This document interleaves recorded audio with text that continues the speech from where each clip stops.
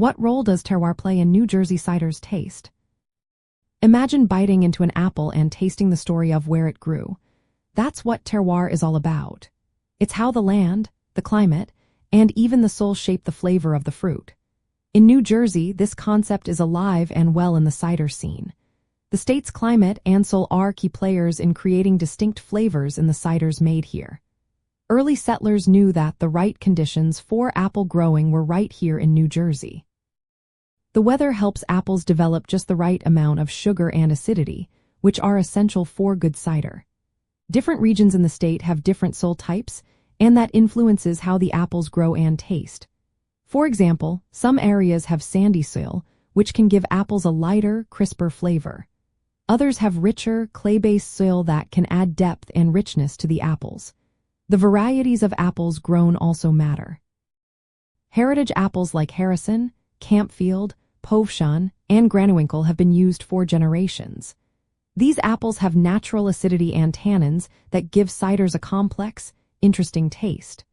Modern cider makers in New Jersey often work with these heirloom varieties because they produce better flavors than the sweeter, mass-produced apples. The biodiversity around the orchards also plays a role.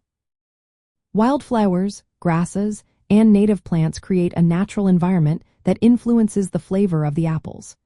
Some orchards use regenerative farming practices to keep this ecosystem healthy, which in turn benefits the cider's taste. Harvest timing is another piece of the puzzle. Picking apples at their peak ripeness ensures they have the right balance of sugars and acids. This helps the cider have a good flavor profile and proper fermentation.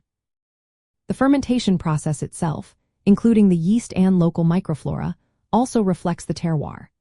Some cideries in New Jersey, like Ironbound Farm and Cider House in Asbury, grow and forage many ingredients on their farms. They produce ciders with bright acidity from ingredients like gooseberry and a gentle warmth from locally grown ginger. Others focus on bold apple flavors with very dry finishes, showing how the specific orchard conditions influence the final product.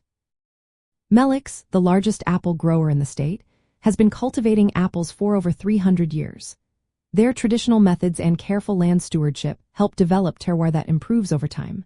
Smaller cideries often experiment with flavors, blending local ingredients to highlight the regional character.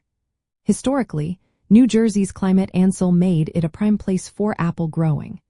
Early colonists realized that apples thrived here more than other crops like wheat or barley. This history continues today, with the state's environment still supporting high-quality cider apples.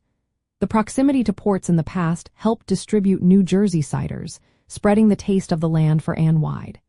So, when you taste a New Jersey cider, you're tasting the land itself. The climate, soil, apple varieties, and farming practices all come together to create a flavor that's uniquely tied to this place. Each sip tells a story of New Jersey's landscape and history, making every bottle a true reflection of its terroir.